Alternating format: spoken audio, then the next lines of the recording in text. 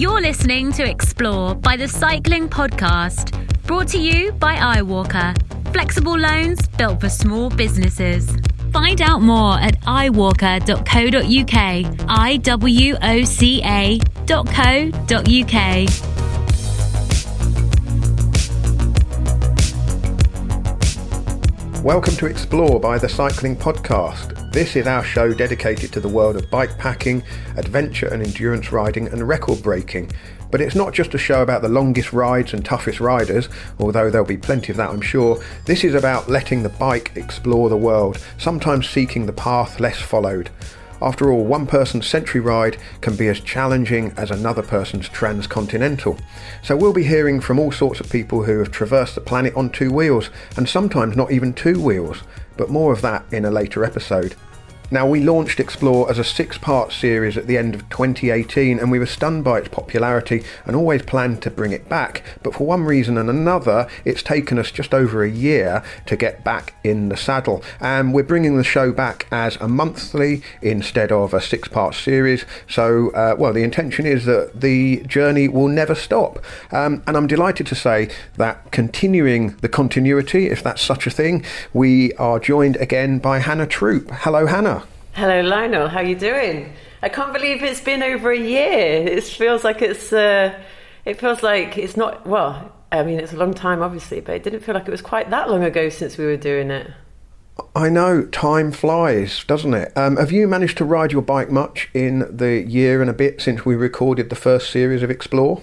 Well, since we recorded that first series, life has changed quite a bit for me. I've actually relocated from London to Barcelona, and so now I have great weather and a lot of mountains around me to climb. So actually I have been doing quite a fair bit of riding, I have to admit.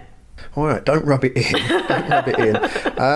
But you've embedded yourself in the world of cycling, haven't you? What have you been up to professionally in the last 12 months or so? Yeah, so not only did I relocate country, I also started working for EF, Education First Pro Cycling, as part of their communications team. So I've been kind of like going along with their journey over the last year and spending a lot of time on the road with those guys. Well, I'm sure we will find out a bit more about EF Education First as we go along, because of course several of the riders have dipped their toe, done more than dipping their toe into the world of gravel riding over the past 12 months, and that's something that's going to continue, I gather. But there's a lot of crossover there between professional racing and the off-road gravel riding, and it's a trend that is becoming, it's catching on, isn't it? But we're not just focused on the elite end of gravel riding. We're not just focused on off-road riding either. If you remember back to the first series we covered various different stories from the transcontinental, which is the epic that goes across Europe. I think you spoke to James Hayden for that episode, didn't you, Hannah? We also heard from Rupert Guinness, who rode across Australia. Ned Bolting and I went on a very, very tough couple of days cycling from Cambridge to Southwold and back. I know that people were really impressed by the level of challenge that presented me, weren't they? I think it was definitely one of the highlights, to be honest with you. It was record breaking on so many levels. Well, I wanted to establish in that first series, and we'll do so again, that this isn't just about the real hardcore cycling challenges out there. It's about adventure. I think a spirit of adventure underpins most of our stories that we've got lined up. We've got a long list of stories that I need to follow up on. Loads of people got in touch with us in the wake of the first series of Explore, suggesting ideas, people to speak to, and I've got a big list of those. And over the coming months, we'll work our way through some of those stories, and we'll also hear from different people out and about riding. One of the things that we want to do is get recording equipment into people's hands, so if they're off taking part in some epic ride somewhere in the world, they can keep an audio diary for us. But again, more of that a bit later on. This first episode, I wanted to establish that Explore really can be about any kind of cycling, and I've combined my own love of cuisine with a love of cycling, and I've spoken to somebody who did exactly that, combining a journey around France with the task of tracking down some of French cuisine's greatest recipes.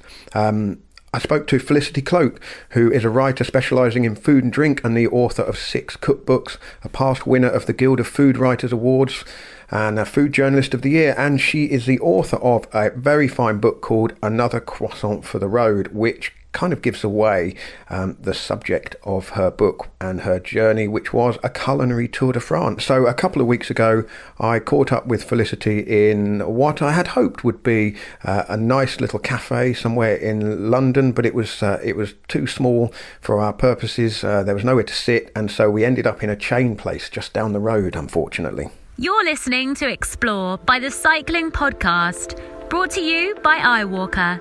Flexible loans built for small businesses.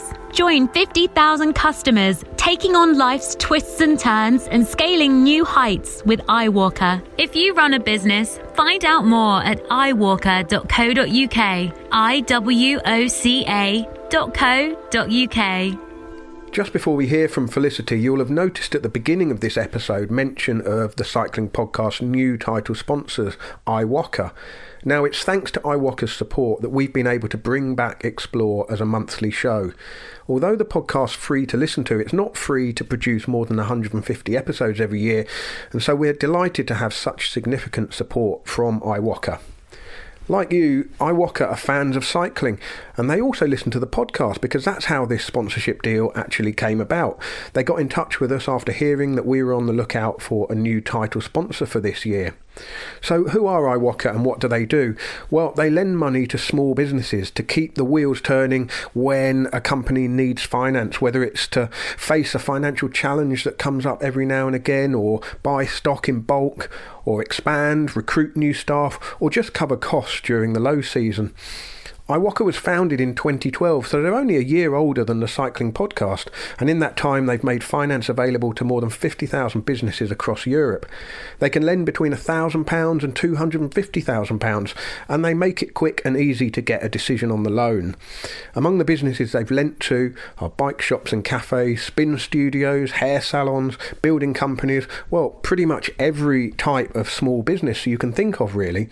And over the coming weeks and months we'll hear more about what iWalker do, as well as find out more about their very keen interest in cycling. But in the meantime, if you're interested in finding out more about what iWalker can do for small businesses, go to iWalker.co.uk. That's iwoca.co.uk.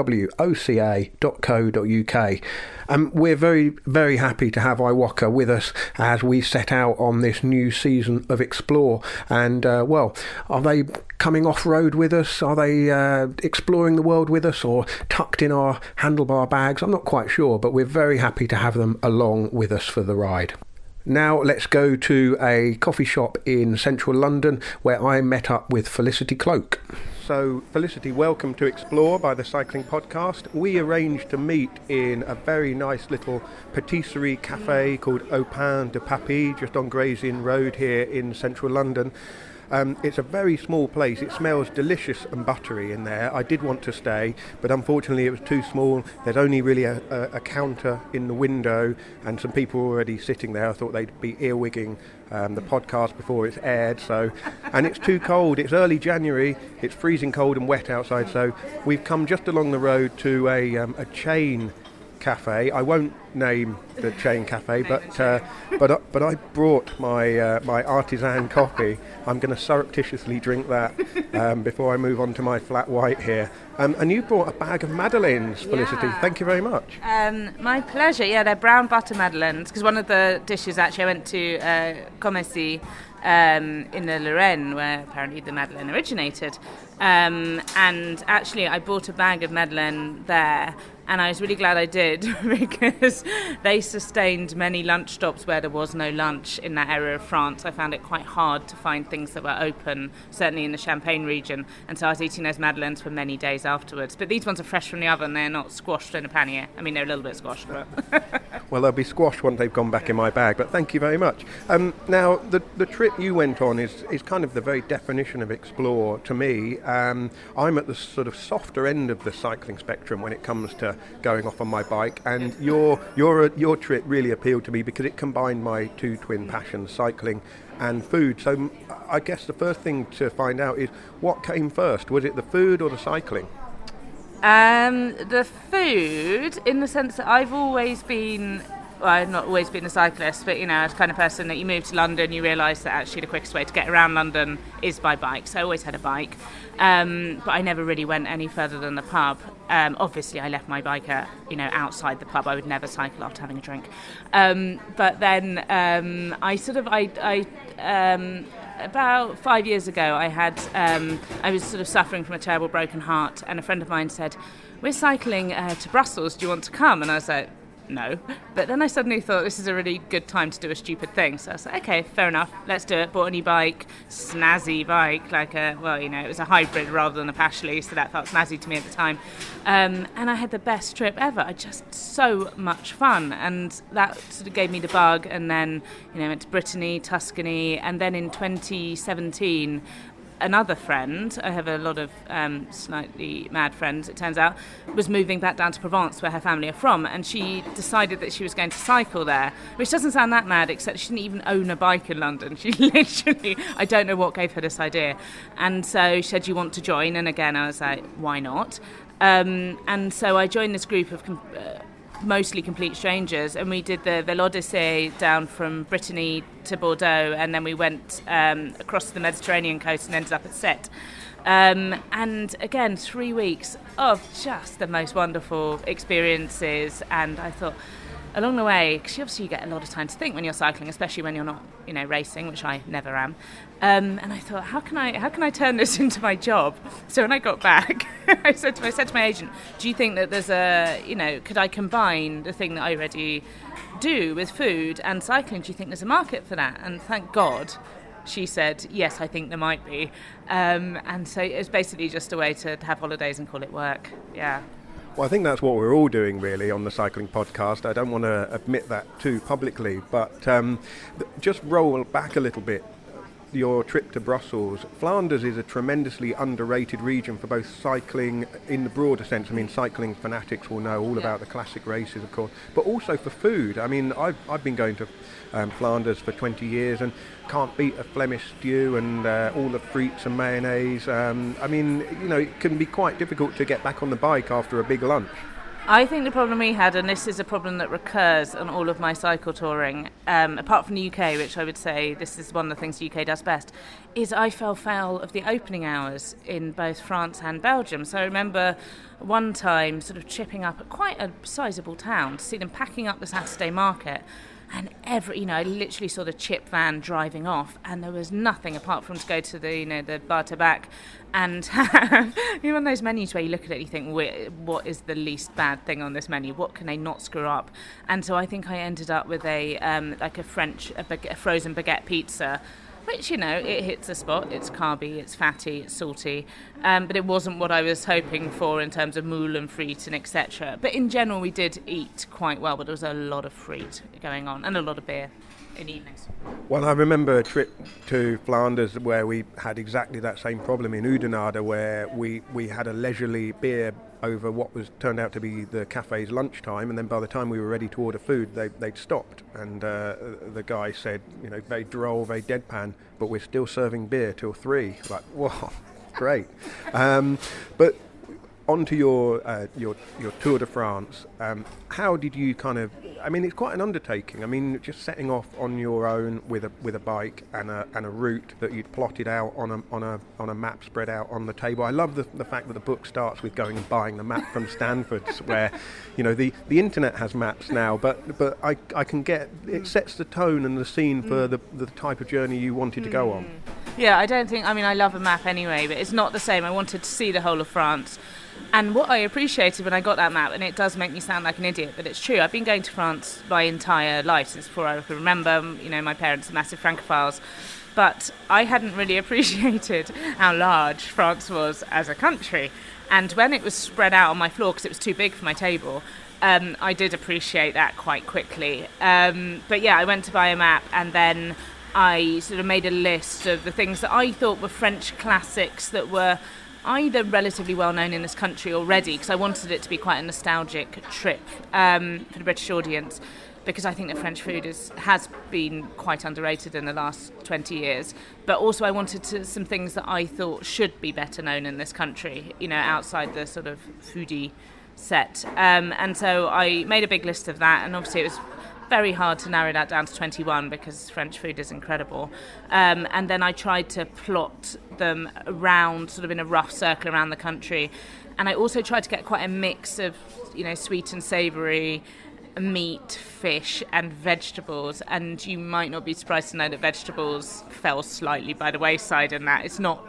There's a ratatouille in there, and there's sweet things that contain no gizzards or pieces of fish, but it's quite a meaty book. So yeah, but that was fun in itself. And then the route plotting was sort of fun and sort of torturous. I enjoyed it at the beginning, and then in the end I was like, I'm just going to work it out as I go along. Which turned out to be the best policy. But I started off with incredibly detailed directions, and I went, no, it's not working. It seems like you're plotting your own Tour de France route, like Christian Prudhomme and the team, but you're choosing, instead of the Alps and the Pyrenees and where to go, choosing by the dishes you wanted to sample. Was there kind of like a 3 or 4 dishes that you knew absolutely had to be on the course, a bit like Mont Ventoux or Alpe d'Huez?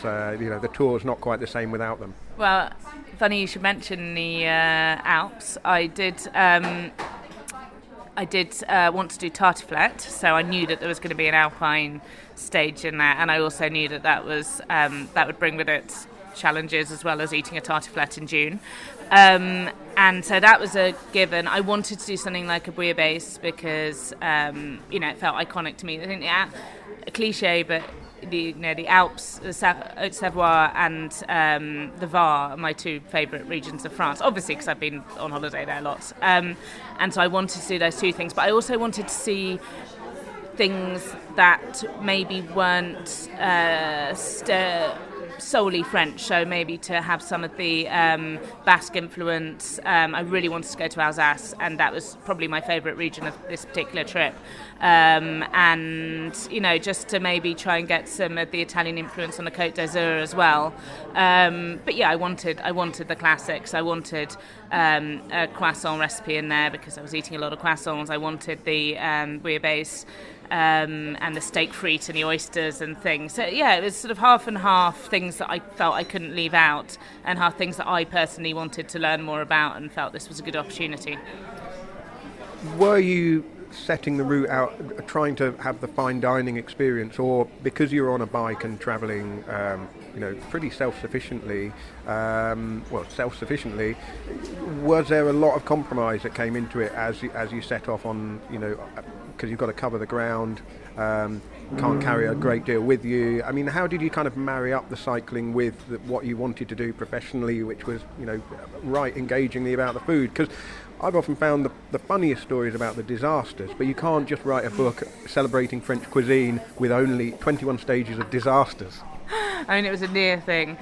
It was quite hard just because clearly on a bike you have relatively limited flexibility. In a car it's very easy to take sort of a 200-kilometre detour across Brittany to eat the best crepe in France. But in that, it really, on a bike, you're taking 2 days out, and then you find yourself somewhere that you don't want to be for the next stage in the Loire Valley. And so there were certainly some compromises, and I'm sure that if I had a year to plan it and 6 months to do the trip, I could have, found better examples of the thing. I could have talked to more people, because actually there's no substitute for being on the ground and asking people what they think, who they'd recommend to talk to. And it was just France. I get the sense, to a slightly lesser extent in the UK, things are still not online, and so you really have to go there and talk to people to find out. And I tried to do quite a lot of research before I went, but I was also trying to do all my work for while I was away, and I was trying to brush up my French and buy a new bike and etc. etc. So yeah, there were certainly some compromises, but as you say, a lot of the bits that people tell me they enjoy most are the bits where I was at complete rock bottom. And there was one chapter in the Limoges where my editor's notes was, "Did anything good happen in this stage? Please, it's really miserable." And I thought, well, the thing is, it rained. I mean, it rained continuously for the first 3 weeks of my trip, which was really galling because here we were having a heat wave, and I kept getting sent photos of my dog sort of sunbathing in Buckinghamshire, and I was under canvas in the Limousin, just drenched. So it kept raining. I had a really mediocre steak in Limoges, which was the whole reason I'd gone to Limoges. Everything was closed, and then someone said to me, if you're in that area, you really ought to go to Oradour-sur-Glane, the site of a notable Nazi massacre. And when someone says that, you feel like you ought to go. And I felt like I couldn't say, oh no, I don't have time, because actually I was basically there looking at cows. So I went, and I'm glad I went, but it's obviously you can't, there's nothing to be extracted from that except, this is awful. And so the whole chapter, and then when I got back to the campsite, there was a swarm of killer hornets. So the whole thing, and then the sort of the washing machine sort of exploded on my kit, and it was really, really grim. But, people enjoy that kind of thing. Everyone loves suffering vicariously. It's why I, enjoy reading sort of cycling biographies, because I really like hearing about people sort of expiring on the cobbles. I don't want to do that myself, but it's nice to read about it, isn't it? There's no triumph without disaster, no joy without suffering. I mean, that's the lesson of cycling, and I think that's probably the lesson of touring around trying to sample a country's cuisine as well. There's, in France, as everywhere, there's exceptional to really terrible, and the thing that offends me most about the food is the kind of the mediocre that's really overrated. But we'll come on to that, because I just wanted to ask about Oradour-sur-Glane, just in case listeners aren't aware. As you say, it was the site of a Nazi massacre in the Second World War, and I visited there on a bike as well when the Tour de France went close by, and again, one of those things, I'm so close, I really ought to go and see it. Not really thinking things through, arriving in cycling shoes and kind of clacking about really awkwardly and feeling very uncomfortable that this was sort of disrespectful. I took them off in the end, so I wasn't sort of clacking about so embarrassingly in my cycling shoes. But a real kind of you learn something about French history, or 20th century French history, just from visiting that site, which they have left more or less as the Nazis left it, haven't they?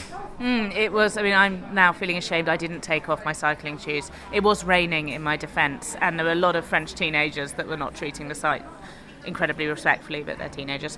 But yeah, it's just extraordinary. The whole thing has been left, and you can see details, because it's quite...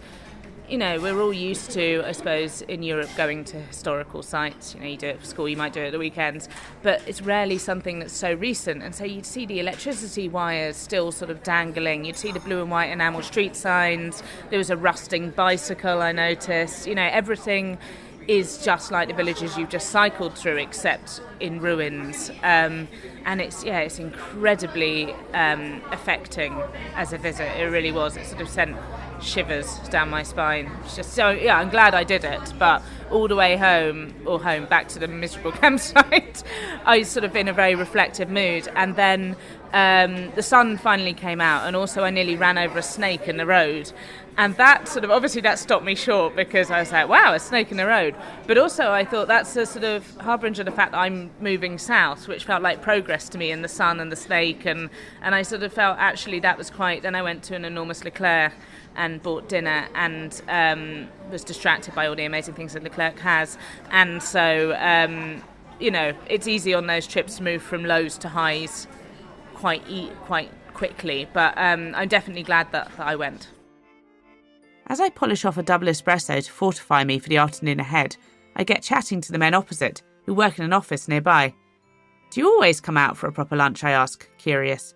They laugh. Oh yes. Normally, the younger one says, we have champagne, white wine, red wine, cognac, the works. Then straight back to work, his companion adds, chuckling. No, seriously though. Sandwiches, fast food, they're no good for you. You need a proper lunch. It's normal here. I tell them that when I worked in offices in the UK, most people would eat lunch at their desks, Tupperware by the keyboard. They visibly shudder at the prospect, delighted by this tale of barbarism across the channel. The coffee feels like necessary fortification. Seeing that I'm in Limoges from my endless cow photos on social media or online, several people have strongly recommended a visit to Oradour-sur-Glane, the site of a Nazi massacre in June 1944, and, according to one friend, a place everyone should visit once in their lifetime. To be honest, I've always had mixed feelings about the idea of including such places in a tourist itinerary, but to swerve it now feels cowardly, so I set off, dragging my pedals with reluctance to face the horrors ahead. I'm not wrong either. This isn't the right place to even try to sum up the experience, but I'm glad I went. The village has been left exactly as it was at the end of the war, by order of General de Gaulle, as a permanent reminder of the barbarity that happened there. The entrance, marked by a huge stone plaque bearing the words Souviens-toi, remember. Beyond sit roofless houses, tangles of rusted bicycles and cars, a baker's shop with powdery coals still in the oven, melted telegraph wires, and streets marked by familiar blue and white enamel signs. There's no real need for the notices requesting silence. It's impossible not to come out deep in brooding thought. Just on the cycling aspect, how experienced a cyclist were you before you set off on this trip, and did you train for it, and what kind of bike were you riding?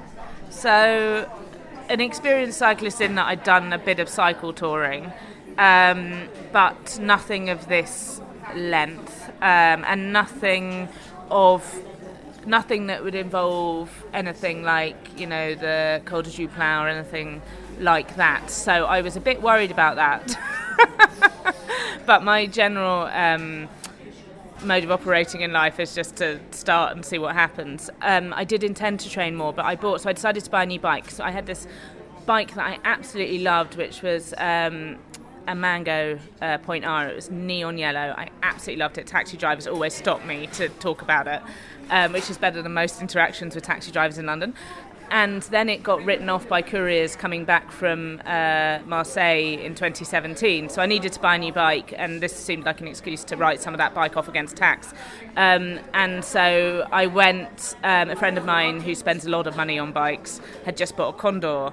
And so I was like, I'll just go down to the Gray's Inn Road and have a look. And it's like going and looking at some puppies. You don't come out of that shop without having bought a bike.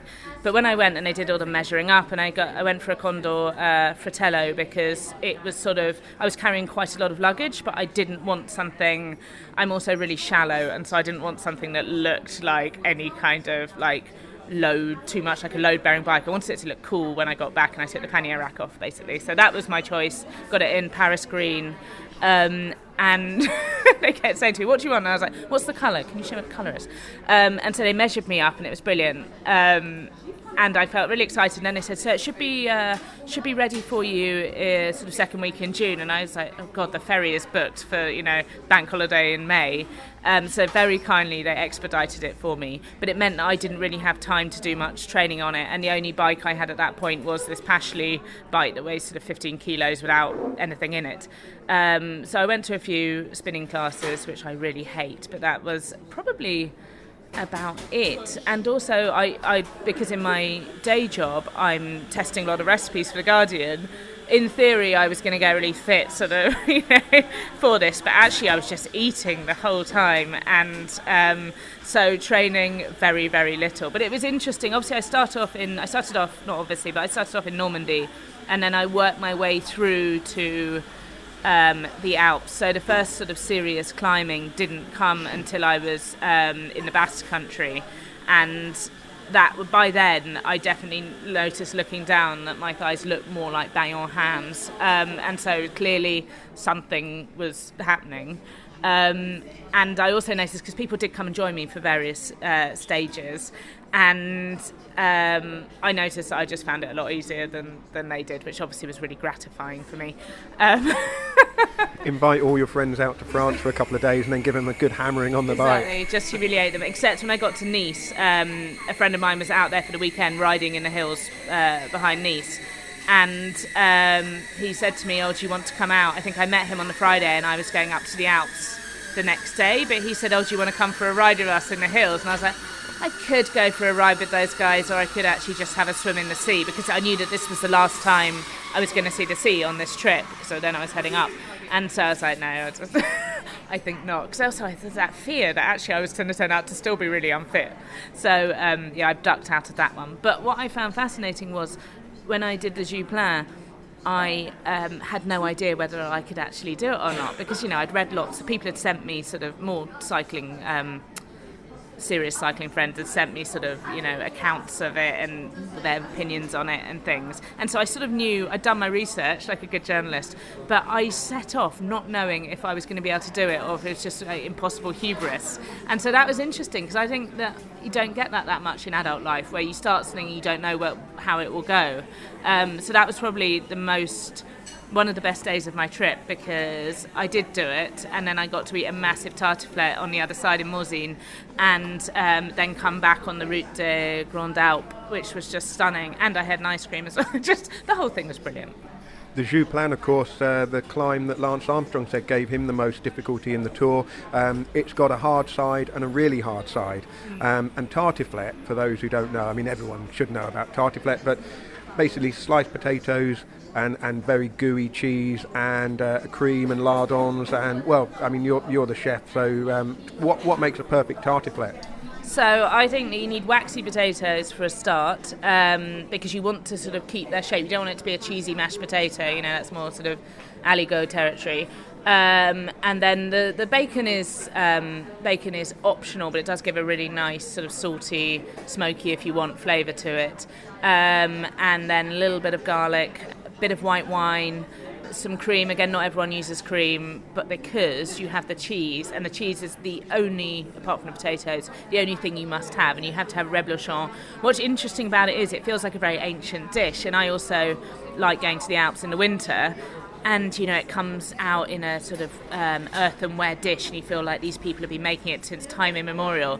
When I started researching it, I realised it was actually an idea dreamt up by the Reblochon marketing board in the 1980s. But what a genius idea. You cut a Reblochon in half, and it's a cheese probably about 6 inches across. And you cut it in half laterally, and then you sort of drape a bit in the middle and a bit on top, and it just melts in the oven and covers the potatoes and all the rest of the good stuff with molten cheese. I mean, it's amazing. I have to say in June, and again it was hot by that point, even in the mountains, it did make me break out into a small sweat. But, I'd already just climbed this thing, and then I actually found coming down into Morzine harder for me as a slightly nervous descender than going up. And so by that time I came down and I sort of, those little French beers that they do, I had sort of 2 of those in quick succession, and then I had the tartiflette. But yeah, it goes down well at any time of year. What was the kind of the longest day you did on a bike? I mean, were you conscious that you had to get to certain places by certain times? So I did have certain deadlines where I was meeting people, or I didn't do much in the way of sort of reserving things before I went, mostly through a lack of planning rather than spontaneity. But things like I identified the place that was, the guy that had run the best crêpière in Brittany and therefore France, and he was right out in Finistère, of course he was, so on the furthest edge of Europe, and so I made a reservation there because I read lots of TripAdvisor reviews of people saying they were turned away, and, it's a very, it's just a crêperie, there's nothing fancy, he has no airs and graces, but I imagined cycling all the way there and then being turned away, and I thought, great anecdote for the book, but also terrible for me. And so I did make a reservation, and they were somewhat bemused because they were closed for the winter when I made the reservation. And I turned up, and it was, I think, like a Tuesday or a Wednesday morning. It was the first time that I could have got there. And the restaurant, there was one table occupied. I think it was 12:05 on a rainy Wednesday morning in May. And they were like, oh yes, you're the lady that made the reservation. But it did fill up, so I was glad that I'd done it. But apart from that, I didn't do too much planning in advance, but I did find it frustrating that I had to go and meet people, or I had to be somewhere at a certain point, because it meant I couldn't, if I found something interesting, there was a point, and French opening hours are a recurring theme in the book, so I'm a little bit like a broken record on the subject, but, I was in Bayonne, I wanted to go to the Chocolate Museum, and I arrived there in the pouring rain. Bayonne was being dug up. Everywhere was being dug up on my trip. And so I arrived there and they said, oh no, sorry, we're closing in 20 minutes, so you can't come in. And I was so soaking wet and angry. And I'd just fallen down the stairs at Bordeaux railway station and my bike had landed on top of me. And so I think I did start crying. It was a traumatic time. And the woman was lovely about it. She said, don't worry, madame, you can come back tomorrow. And I said, I can't come back tomorrow. I need to be in Pau tomorrow. So there was a bit of that.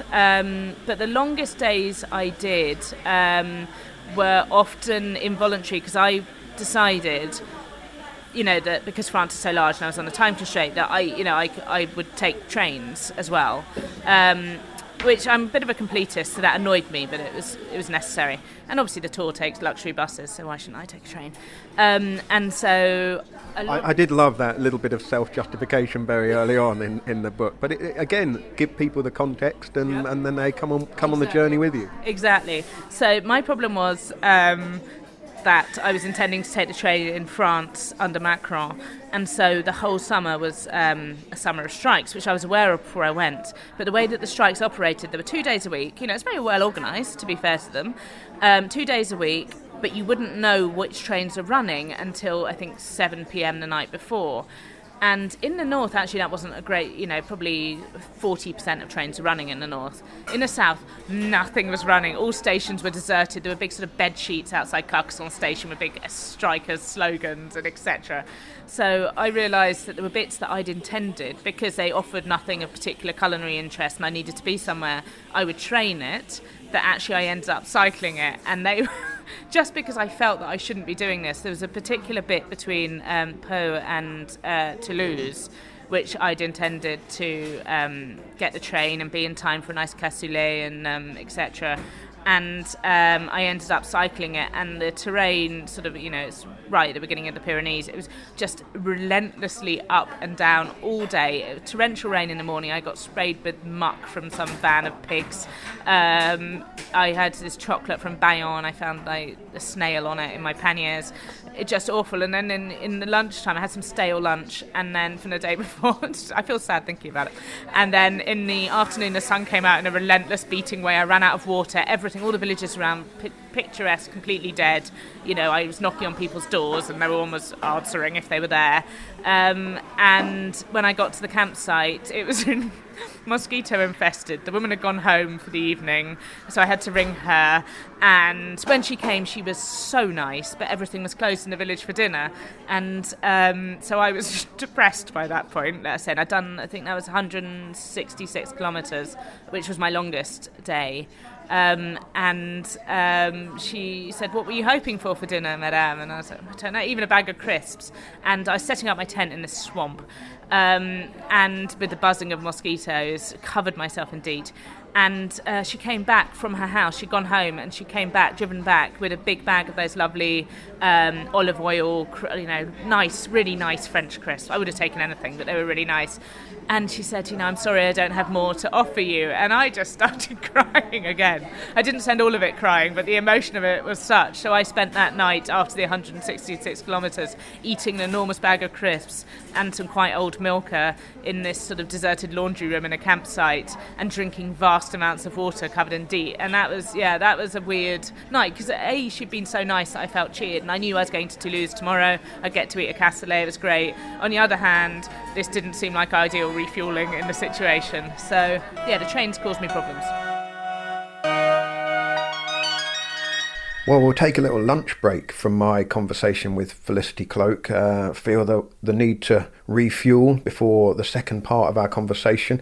And it's time to introduce another regular contributor to the revamped, relaunched, new improved, possibly, who knows, Explore series, and that is Ian Boswell, former professional rider with Katusha Alpecin, of course, who, if you listen to the regular episodes of the Cycling Podcast, you will know that he has taken the decision to retire, a decision partly enforced by successive head injuries. He's sustained concussions, and so he is retiring from pro road racing, but his cycling adventures are not ending, not by a long chalk. He is going to be exploring the world on two wheels, racing and riding off-road. And I spoke to him again a little bit earlier this month to find out what he has planned and what we might hear about in future episodes of Explore.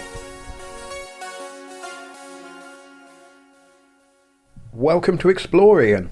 It's good to be here, Lionel. Thanks for having me. Well, where in the world are you at the moment? I'm in Vermont. I'm not at my house. I'm actually down at a neighbor's house because our Wi-Fi is too slow to sometimes take calls and definitely to upload and send any sort of podcast file. So you're fairly remote where you are? Or is it just not well connected? We're definitely remote, but for some reason the broadband cable internet ends like just at my neighbor's house, so we're still on DSL, so it's definitely slow anytime I'm trying to load a video or watch Netflix, or if I'm on Sufferfest. It's like sometimes I got to make sure that all the other devices in the house are off if I want to have a good crack at it. So what's the weather like over there? We're talking in mid-January. Yeah, it's been cold. We had some temps over the weekend, like a minus 14 degree day Fahrenheit. So that's, goodness, I don't know, minus 20 Celsius. So yeah, we're in the heart of winter right now, and it's beautiful. We got a bunch of snow. We probably have 10, 12 inches of snow on the ground. So it's beautiful. Today's actually sunny, but it's around 0 degrees Fahrenheit. So it's some frigid temperatures outside. And what have you been up to? Because I imagine your routine this January is slightly different to what you've been used to in the last 7, 8, 10 years. Yeah, this is actually the first time I've ever been in Vermont and at my house in the month of January, because I've always gone back to Europe just after Christmas, before New Year's for training, and then usually for a training camp that comes in January. So it's definitely a different routine, and it's kind of forced me to be a bit more dynamic in how I try and ride my bike. Well, what have you been doing? Have you been able to? Is it practical to go out in those temperatures? I mean, you're not worrying about getting sick perhaps as much as you would have been when you were racing as a pro on the road. But was these conditions been something you would have avoided back in the last few years? Definitely. That's like one of the biggest changes as far as like bike riding I've noticed since choosing to walk away from elite road racing. Before, I remember years past, like really panicking this time of year, or, around late December, just being so worried about making sure I get in this specific training. And, because it was so specific, oftentimes I would jump inside and ride inside just because I knew I had specific work to do. It became very difficult to get the volume in at times, when you see everyone else in Spain or California doing, 5-6 hour rides. That's a long ride to do inside. Some people can do it, but maybe mentally need more stimulation than riding inside. So it's definitely forced me to, kind of seek new ways to ride my bike. And ironically enough, I've been fat biking a lot, which is actually something I don't know why I didn't pick up earlier in my, road racing career, because, I was out yesterday and did a 4-hour fat bike ride. I only did about 40 miles because, the speeds are slow, but it's amazing what you can do on a bike, if you have the right equipment, but then if you also just aren't so worried about all the details of, doing specific intervals. Just getting out and riding with friends was awesome. So that's the kind of cycling you've been doing this winter. Have you kind of rediscovered your kind of fledgling relationship with the bike in a way? Yeah, definitely. I've always loved riding my bike, and even when I was, racing on the road, which is not that long ago, I still loved riding my bike. I love the process of, getting ready to ride and, keeping your equipment clean and preparing and planning. But it was always very objective, based and very goal driven. And, now it's much more of a, kind of a, I don't know, I'm kind of flaneuring a bit, I guess, where I'm still riding my bike, but it's more, there's not as much regiment to my time window. When I was racing, I kind of set a limit on, like, if I don't ride by 10, usually I wouldn't have the motivation to get out and ride. And now with having a full-time job with Wahoo and also, so many other kind of side things going on, I'm sneaking in rides whenever I can, it's been really eye-opening to realize that, I don't have to ride my bike at 10 o'clock in the morning, and I can still get out and ride and, like I said, ride my bike in different capacities as well, which has been awesome. And I'm more inclined to explore more and ride different roads because I'm not so worried about, getting specific work done. So what does the year ahead look like? Because the style of cycling you're going to be doing is going to be very different, but I imagine you're still going to be out on a bike a lot of the time. Yeah, so I'm going to be participating in a lot of these alternative events in the US. So my first event is actually coming up here pretty quickly out in Boulder, Colorado on the 9th of February. It's the Old Man Winter Rally, so I'll definitely be prepared for the wintry conditions.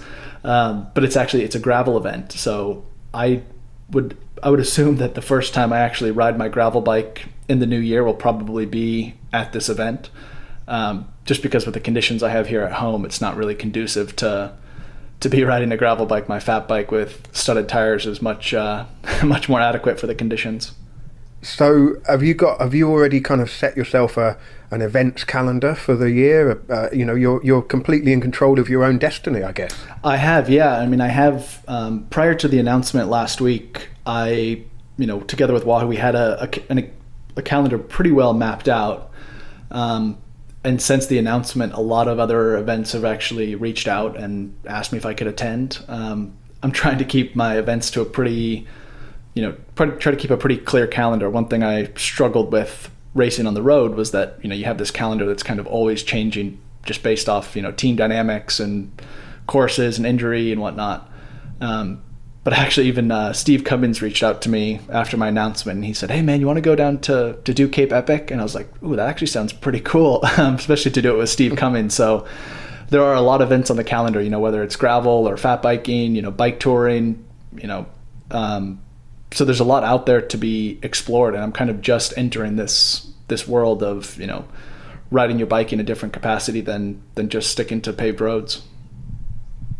Have you got like a little checklist of things that you would like to do? Maybe not this year, but certainly, over the next maybe 2 or 3 years? Well, that's something I definitely need to work on. Is just being patient, because to a degree I kind of feel like there are a lot of opportunities right now to attend all these events, and I'm eager to enter this new space and to ride as much as I can and to ride my bike in different capacities.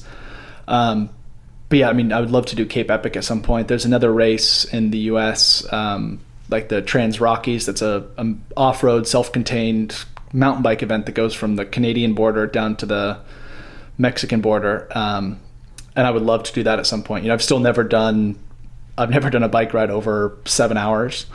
And some of these events are multi-day adventures, so definitely got some preparation to do. And there's a couple people up here in northern Vermont that do a lot of bike touring and kind of those longer endurance events that I could kind of pick their brain and get some information about and just learn about the events and which events might suit me.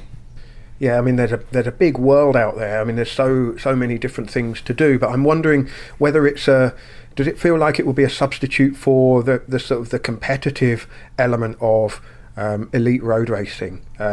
Because you are competing, whether your job for the day is trying to get in breaks and win the race or not. Regardless of that, you are still part of a team of people who are competing in those events, and I guess there's a competitive element to all of these other kind of events, but will you feel like it's enough to kind of satisfy the competitive instinct within?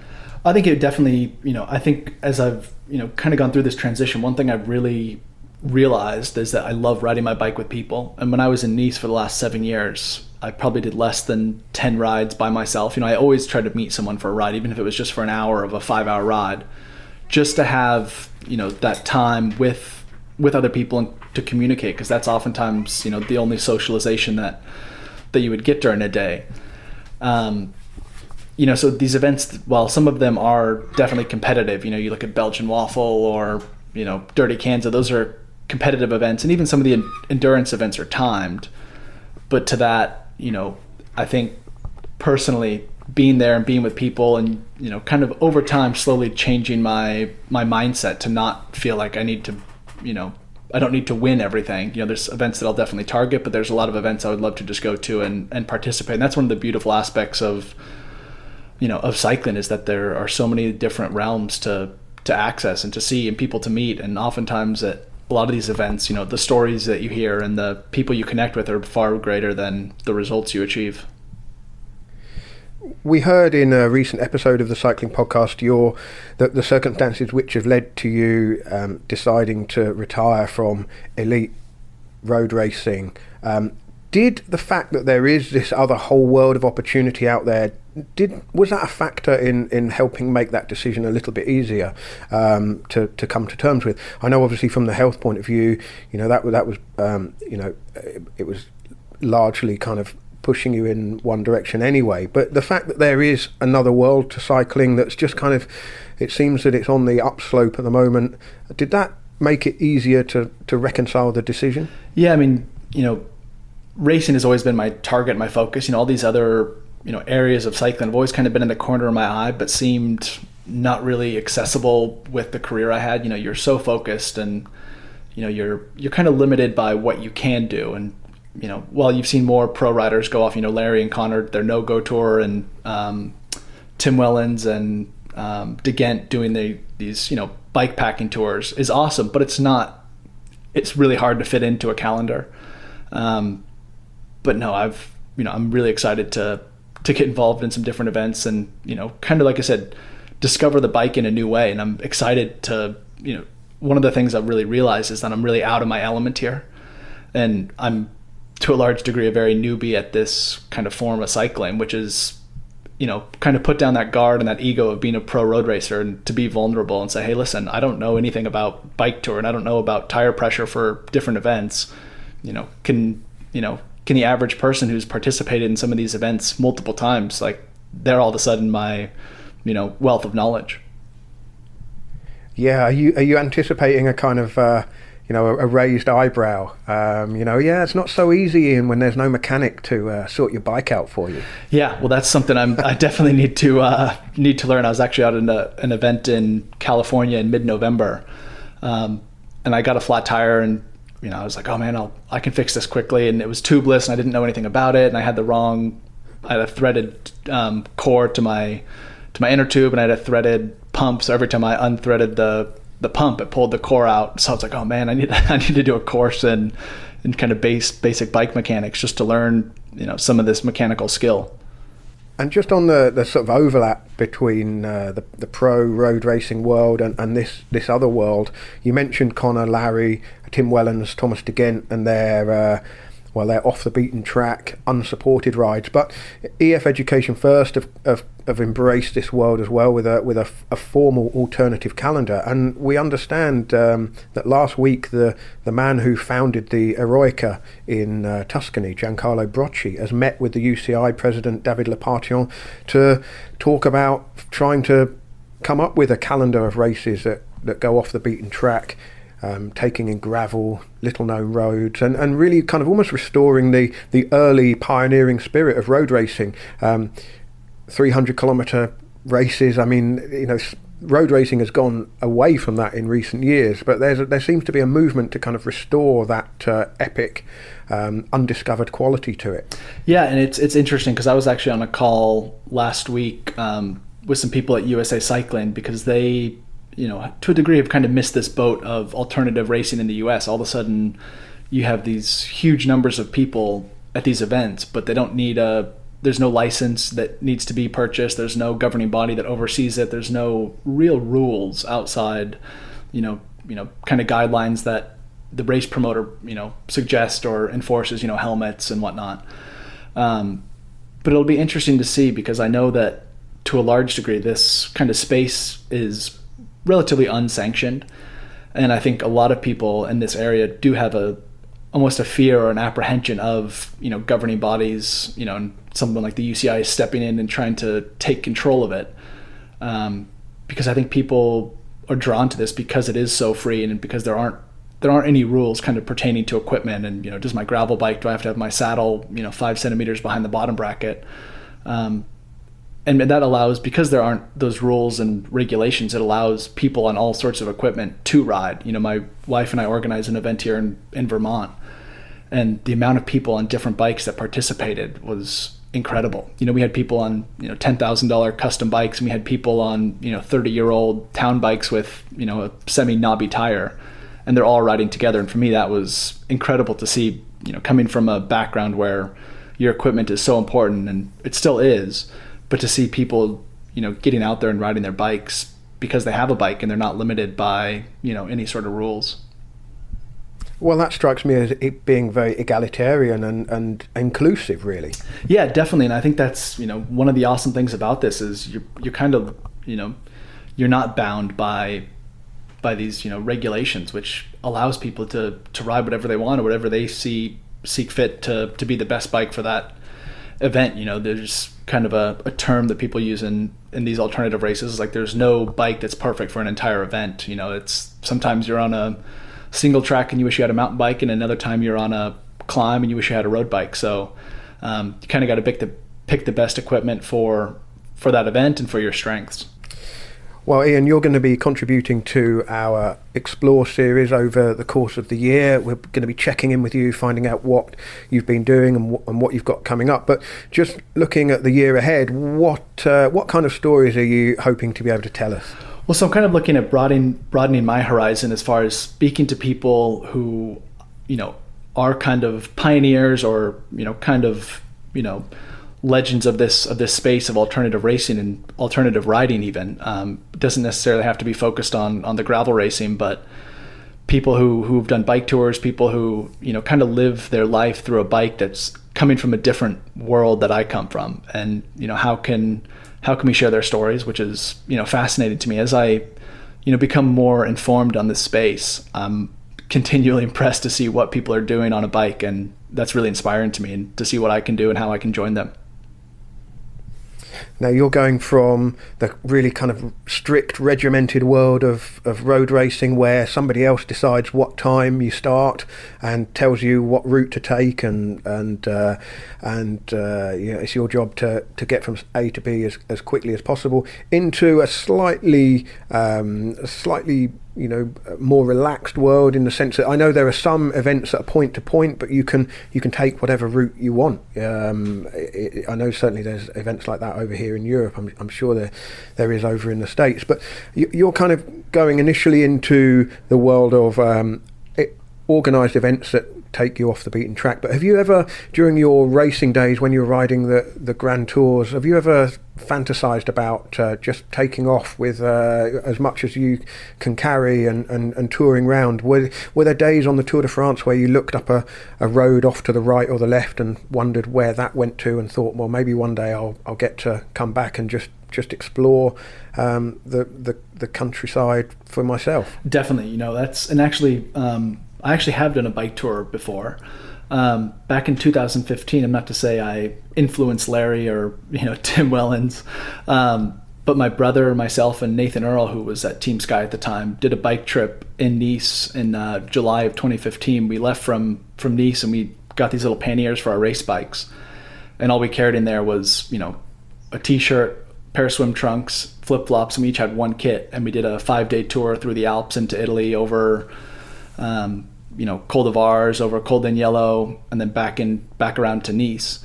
So I've dabbled with it before. This was a very, I don't want to say luxurious tour, because we only had one kit and a swimsuit, but we had showers, and we had we weren't packing our own stuff.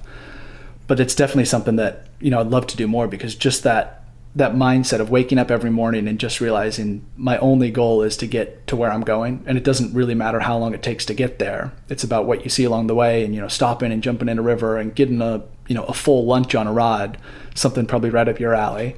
But it's definitely something that I would love to do again. And I'm actually was messaging with a friend yesterday who invited me out to a bike tour in Baja, Mexico in late April. So he's been inviting me on these trips all over the world for a couple of years now, and I've always had to deny and say no, because I can't, I just didn't have the time and didn't really fit into my calendar and into my training.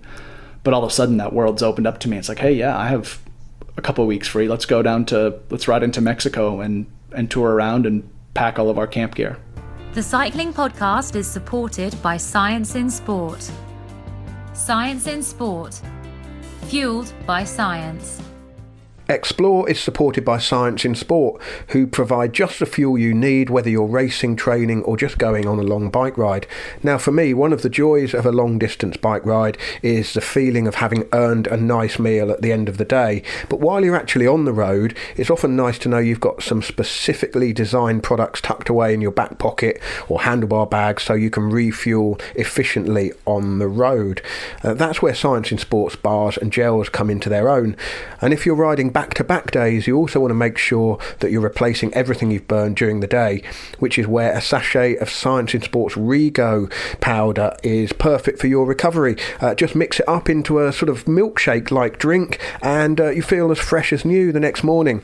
All of our listeners can get 25% off at scienceinsport.com by using the code SISCP25 at the checkout. That's SISCP25.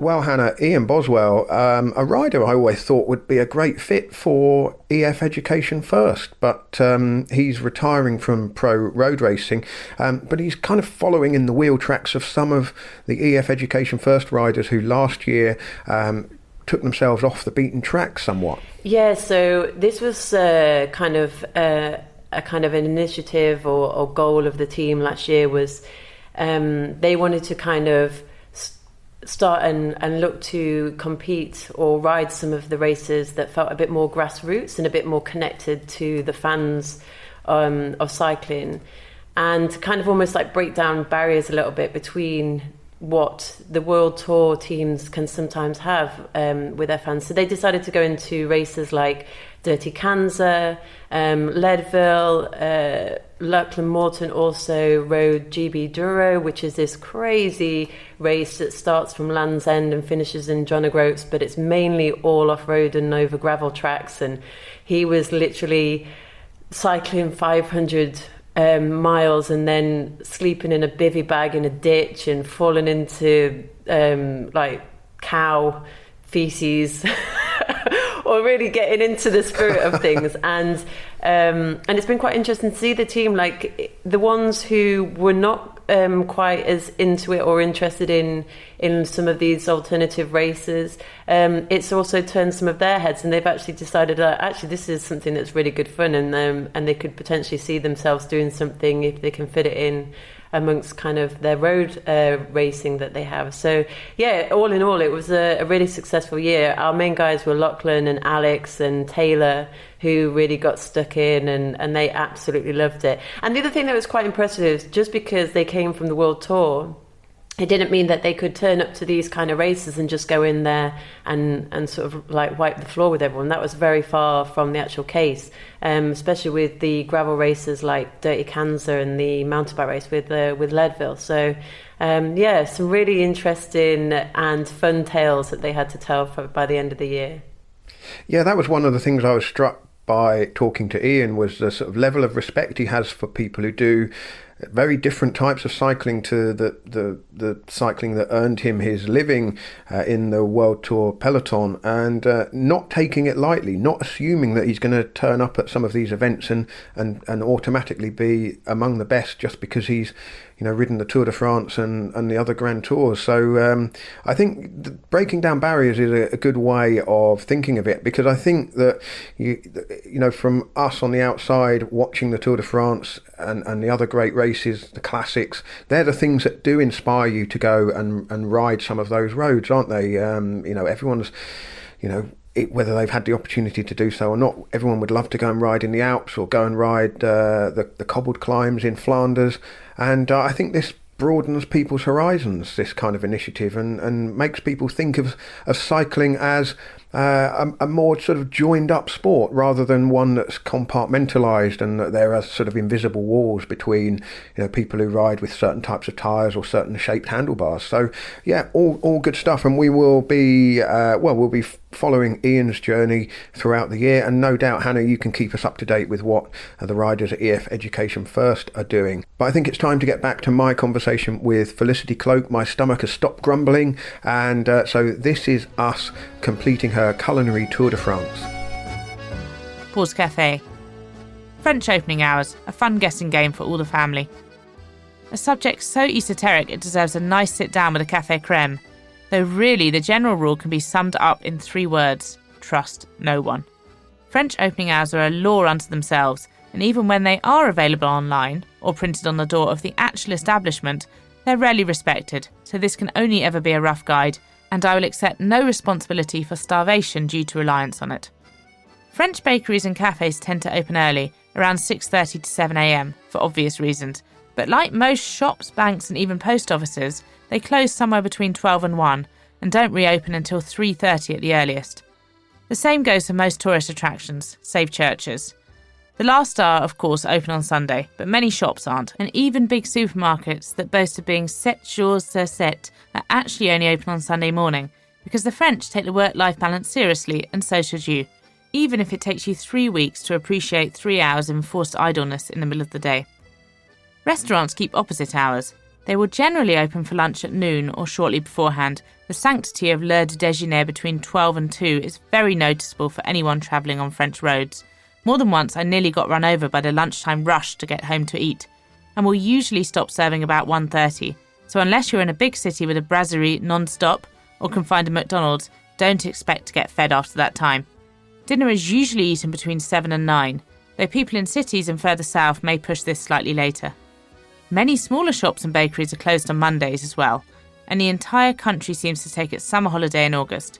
Be aware, most things will be shut on May Day, Bastille Day, 14th of July, and to a lesser extent the Feast of the Ascension, a movable feast, 39 days after Easter Sunday, in addition to the usual Christmas, New Year and Easter holidays.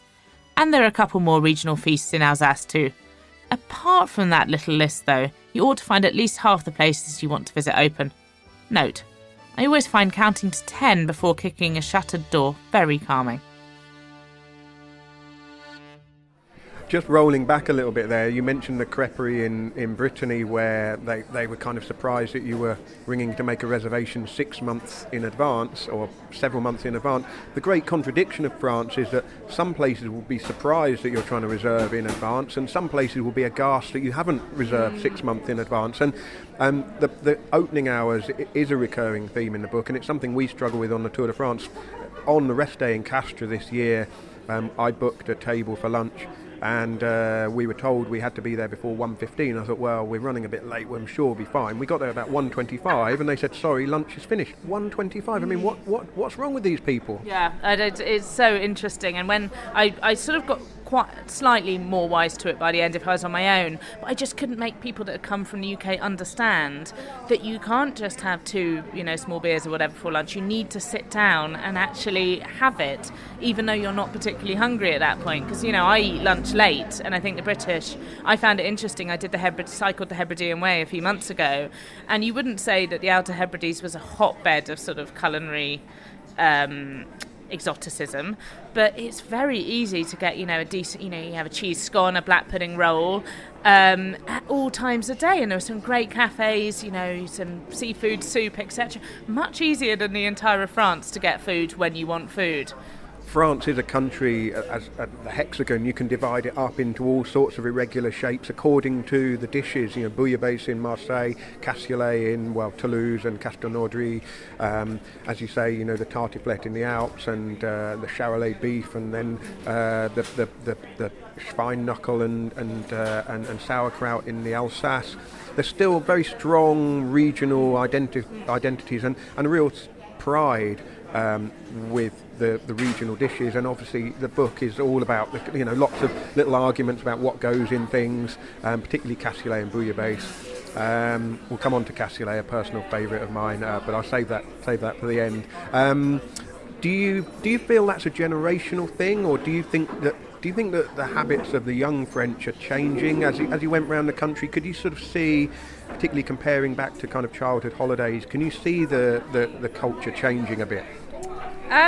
I don't see it changing very fast in my experience, because it did seem, you do get, what I found interesting was that the things that, apart from, your classic French pizzeria, which I don't think of as un-French, because they really have taken the pizza and made it into something very un-Italian, apart from down on the Côte d'Azur. But otherwise, the interlopers do tend to be sort of takeaways and fast food joints. And the French restaurant is still seems to see that the bistro, the brasserie, still seems to be the cornerstone of where you would go to eat, for a proper meal.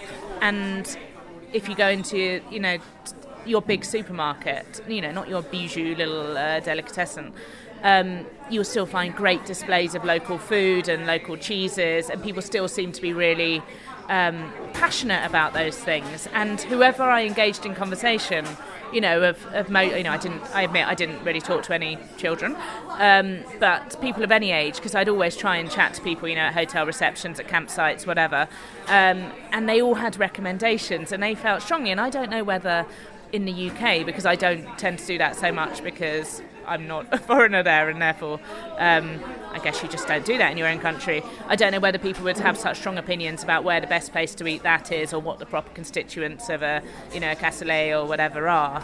But I think it's still alive and pretty well.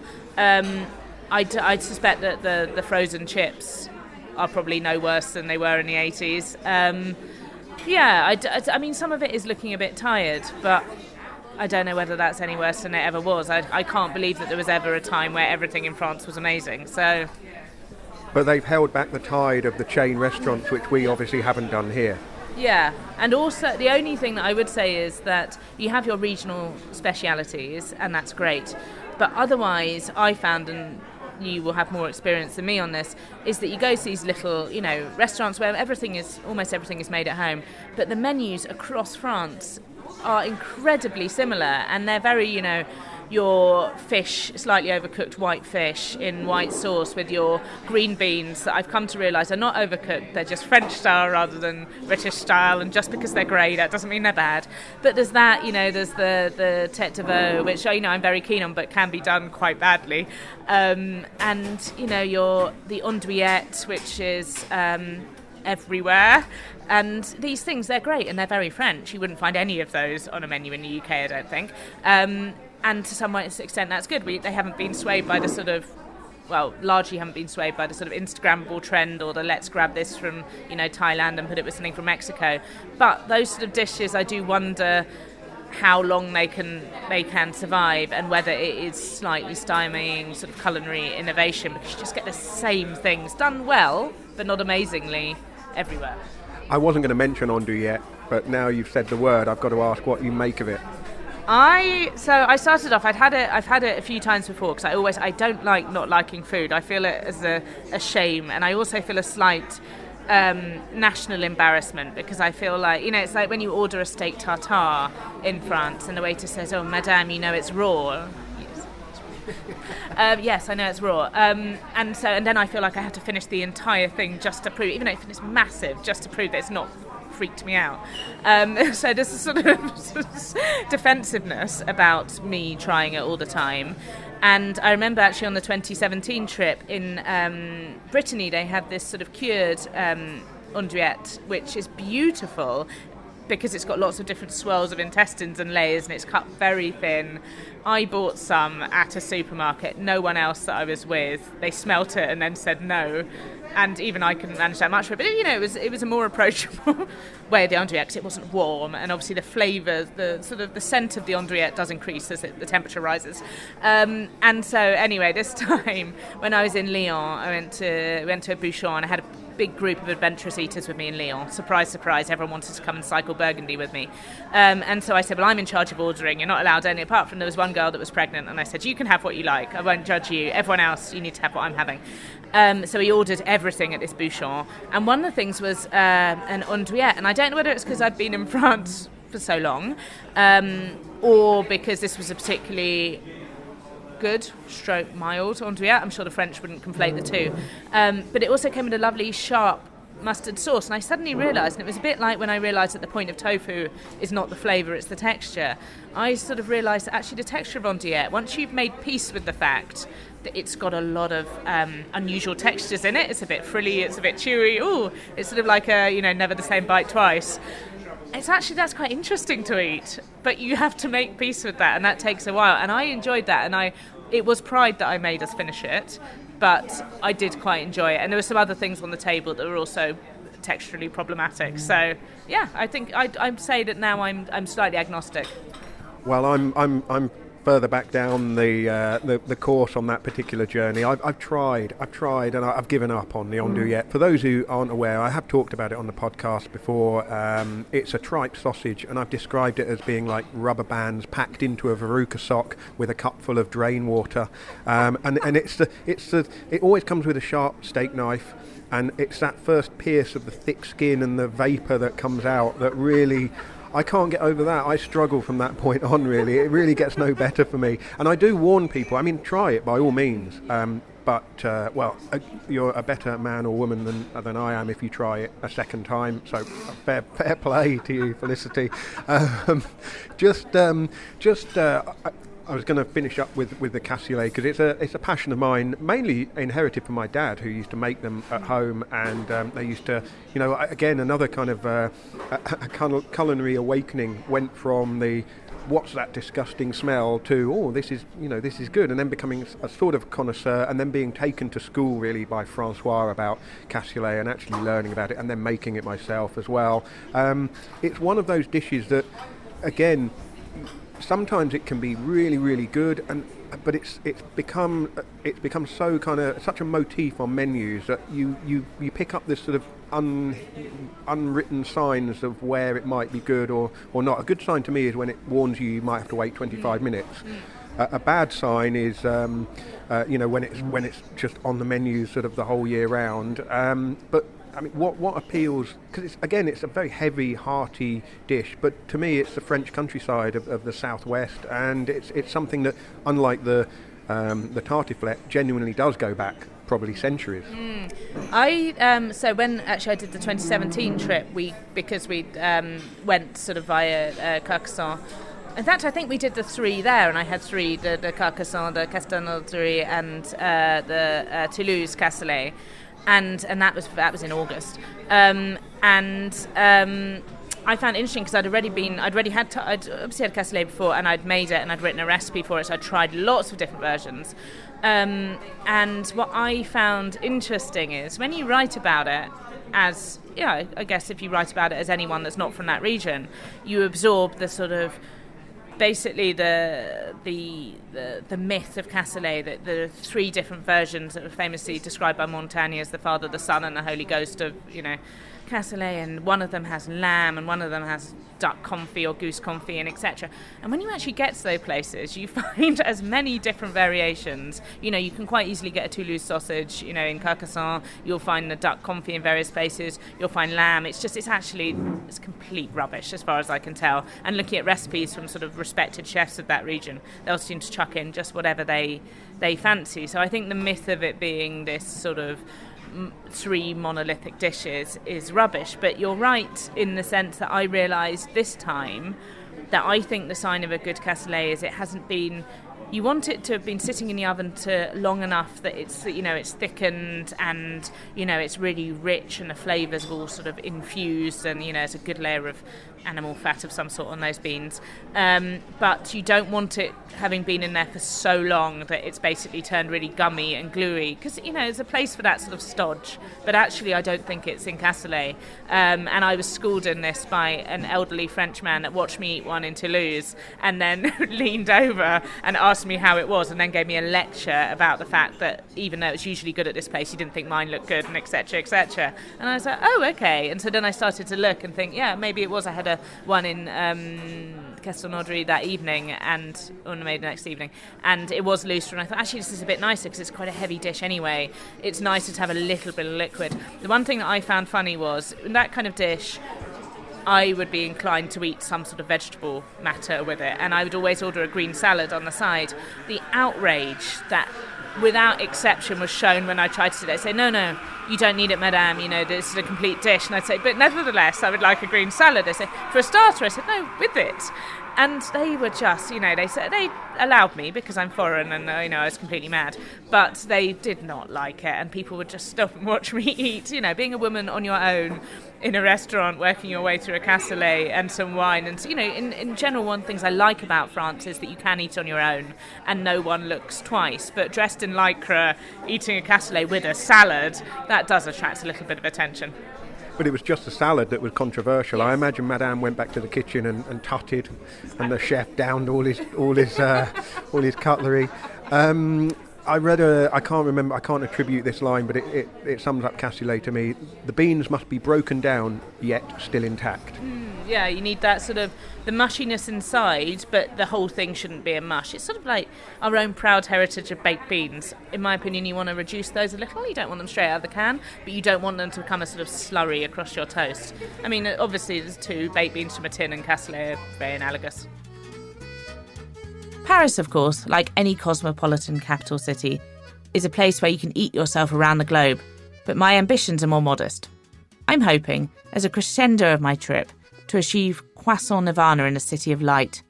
Certainly I'll have eaten enough of the things by then to judge what's good and what's not. I'm intending to put away at least one a day, barring any more interesting offers. Pause Café, the croissant rating system.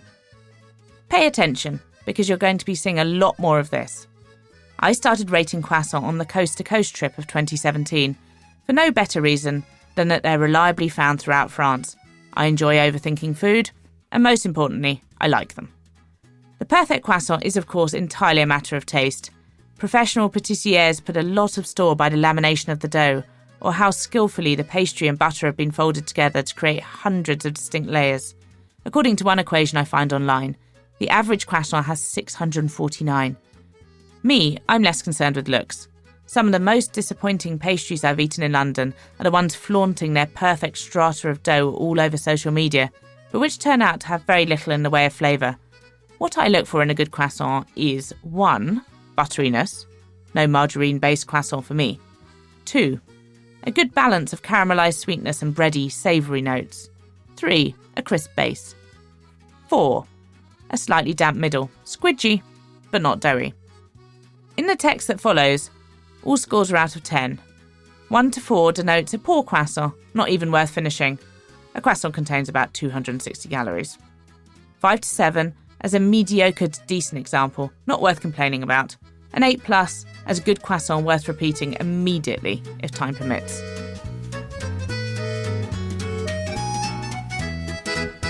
This journey is called One More Croissant for the Road, and I thought that was a clever motif to kind of, you can tell a lot about the cuisine and the country and the type of place you are by how well they do the absolute staple. I mean, you can't get more French than a croissant, but the variety was, I mean, you had some real stinkers and obviously some good examples, and you have your own criteria. Nice crisp bottom, soft in the middle but not wet. Good colour, not particularly bothered about the shape. I think you know, taste and texture more important than whether it's a neat mass-produced crescent. But clearly that was you could almost plot your way around France and see a real humble place and get the best croissant, and see a kind of place that looks the part but actually not get a best croissant. And it kind of does and doesn't give you many clues when you're going out to sort of search for places. You develop almost a sixth sense about these things after a few summers in France, I think. Yeah, and I found it interesting, not only the croissant is one of the things that you can reliably get everywhere in France, except for some places that don't have any boulangeries. But also, I think the most expensive one I had was in Paris, and I think it was maybe, I don't think it topped €2. And there's that thing that it's very democratic. You know, this place that I got it, I had some really incredible croissants in Paris, but this place looked like a jewellery shop. You know, everything was sort of black and spotlit, and I mean, it was amazing. It was so beautiful. And the croissant was actually excellent, which I was sort of disappointed by because I wanted to think it was style over substance, but it had both. But, you know, even then it was still absurdly cheap, and the amount you would pay for the same thing in London is just, you know, I think, you know, 4 or 5, maybe not £5, but, you know, nearly £4 for a really good croissant. And I just thought that's the great thing about France, that you don't have to be able to afford this amazing cake. And food in general in France is slightly more expensive than the UK for various reasons, not all of them bad. But the croissant was just so democratic, and I just love the fact that you can just, you can buy one, you can stick it in your panniers, you know, ride out of town and go and just sit by the side of the road or something and eat your croissant. And it's just so nice doing that. You take it to a little cafe, and I think that's a really civilised thing. You buy your croissant, you take it to a cafe, you have a little local coffee, you watch the market, whatever's happening. And they were probably some of the happiest times of the trip. I was just watching the world go by, eating croissants. It's just amazing. It's a bit like Italy and the €1 espresso. If they try and make a croissant €2.50 in France, the boulangeries will be covered in bed sheets with slogans written on them, and the public will have gone on strike. It's true. And someone said to me, because I was asking, when I got to Paris, I did do a bit of research about the croissants there, because mostly, you don't have much choice when you're cycling. As I said, you just go to what you pass. In Paris, I had a lot of choice. And so I did a bit of research. I found there's actually a really good Google map. Someone's put in their best croissants in Paris, or, Figaro's possibly best croissants in Paris. And I asked people that I know that live in Paris, and they said, well, to be honest, I know the ones in my area, but no one in Paris would travel really for. It's not like London where you see people sort of queuing up outside places for hours to get this particular thing. They said, you've got your local boulangeries, patisseries, and you will go to the one that you happen to think is best, but it's not worth the price of a metro fare to go and get a croissant. That's just not what we do. And I found that really interesting, because it just shows that that the general standard is high, because it's not like these people aren't fussy. People I know in general are quite fussy about food, but they just didn't see the need. They support their local person and he's good. And I just found that it really made me want to relocate. And when you kind of got to the end of the journey and got home and reflected on it and then wrote the book, how important was it that this was a journey you did by bike? Because naturally it slows you down, it forces you to take things in more slowly. I think that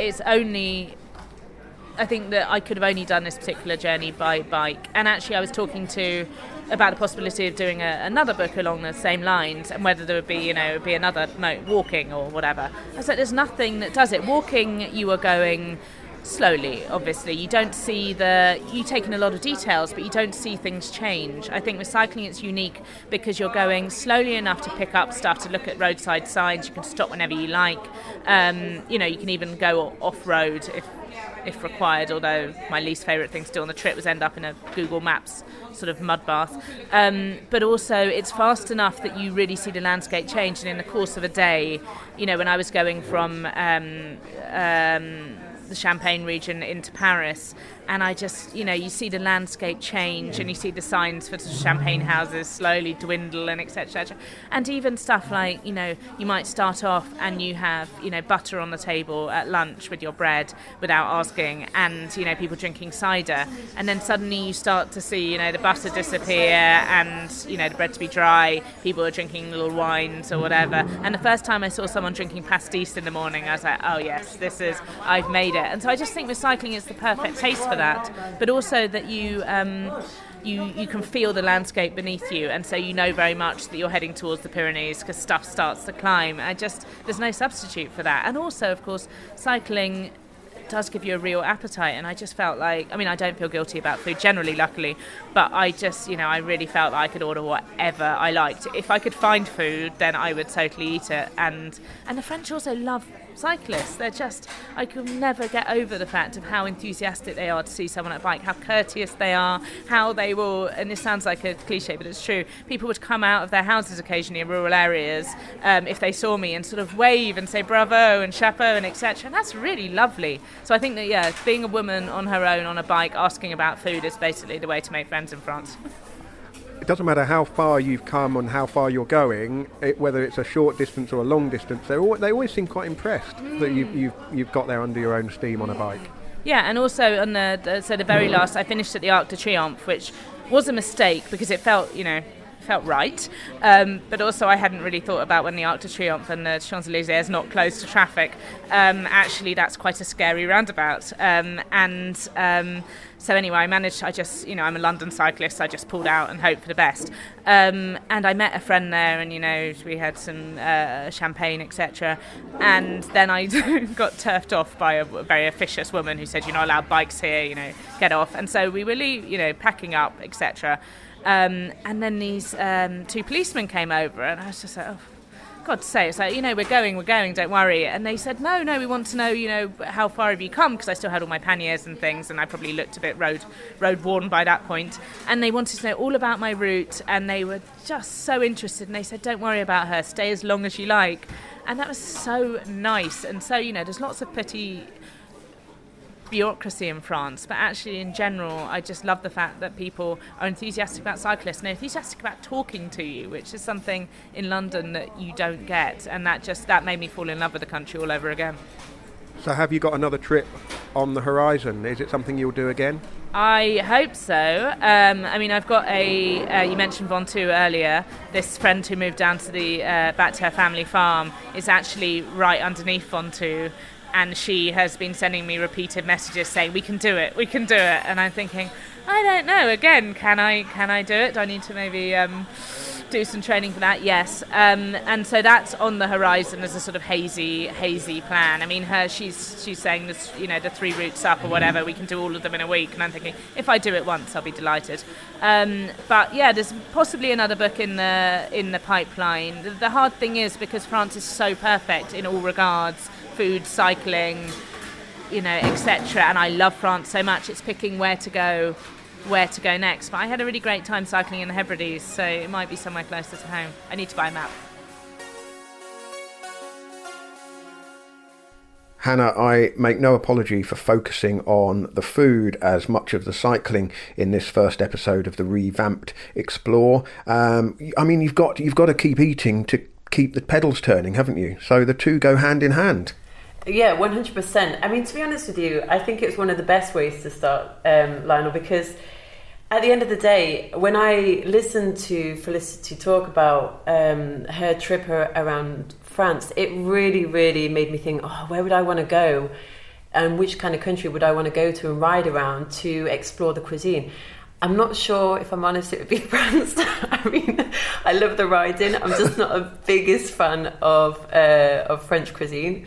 Eek, I don't know whether I should really say that or admit to that. But apart from the croissant, I'm a big fan of the croissant though. And I did find that bit really interesting where she was saying, or where you look to find the staple of a country and when they do it well. And I literally was out for a ride at the weekend with a friend, and we stopped for a croissant and a coffee in a nice little plaza just south of Barcelona. And I actually said, this is my favourite part of a ride, is sitting down in the sun with a coffee and a croissant. It just doesn't get any better. That's, for me, the pinnacle of the ride. I couldn't agree more, Hannah. Even when I was listening to you talk about Lachlan Morton, bedding down in a bivvy bag amongst the cow feces, I thought, well, I don't particularly want to do that, but I certainly want to seek out good places to eat. And, when you're on a ride, well, why not?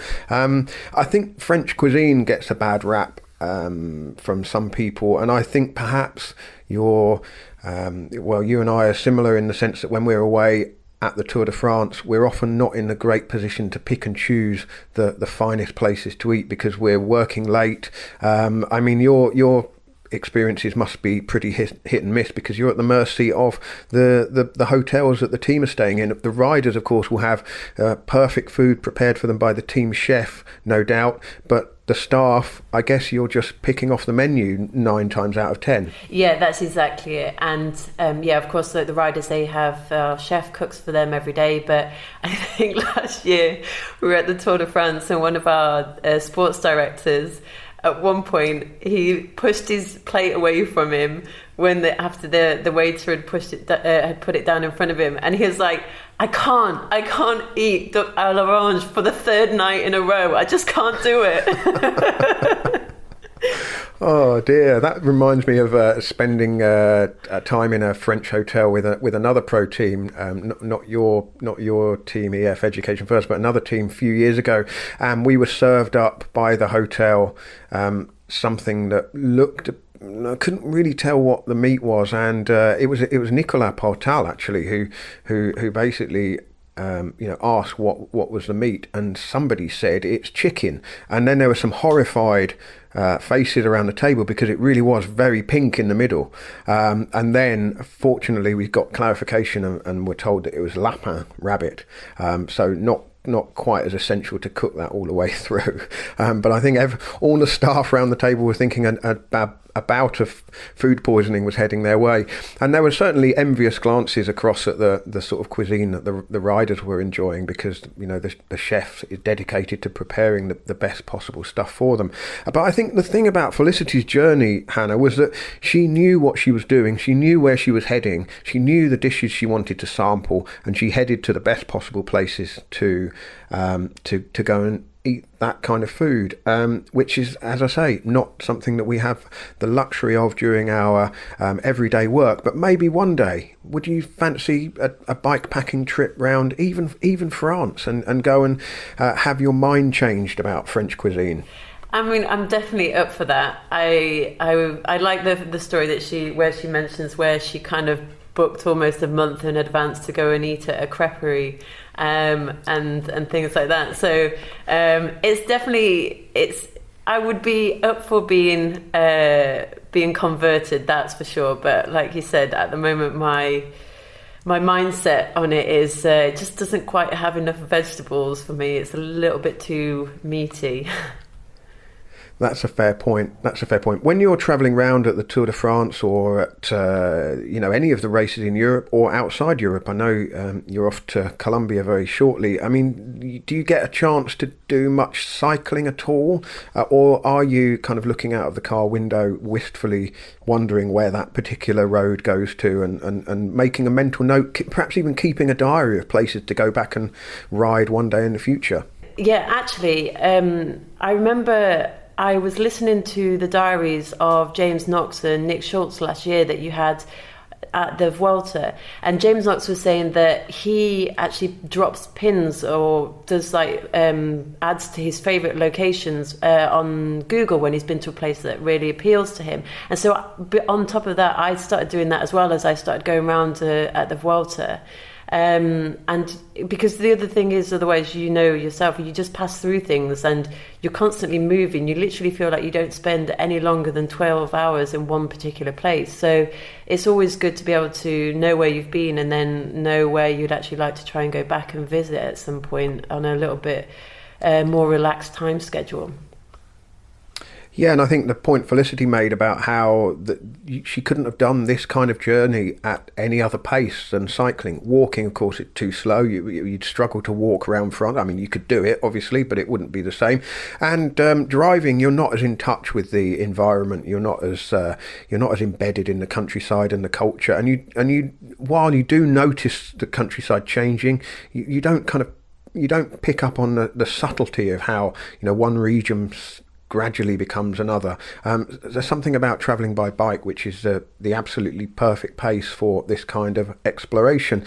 So as I said, Hannah, I promise not every episode will be dominated by my thoughts of lunch, but I can't promise that when I undertake whatever my challenge is later on this year, that there won't be some kind of culinary aspect to it. But maybe some of the listeners have got an idea for something that I could go and ride. I mean, keep it sensible. I'm getting on a bit now, and I don't get a chance to do a great lot of cycling, but I'd certainly like to do something, spanning, 4 or 5 days, something like that. So if anyone's got any ideas of where I should go riding, drop us a line or send us a tweet.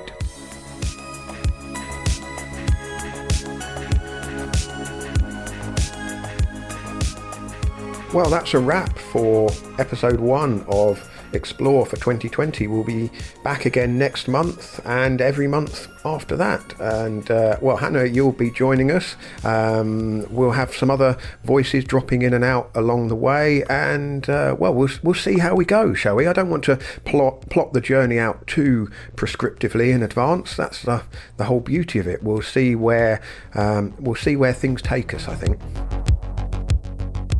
So until the next time, thank you very much, Hannah. Thank you, Lionel. I'm looking forward to it. It's going to be an exciting year of meandering. Excellent, meandering. That's exactly what it is.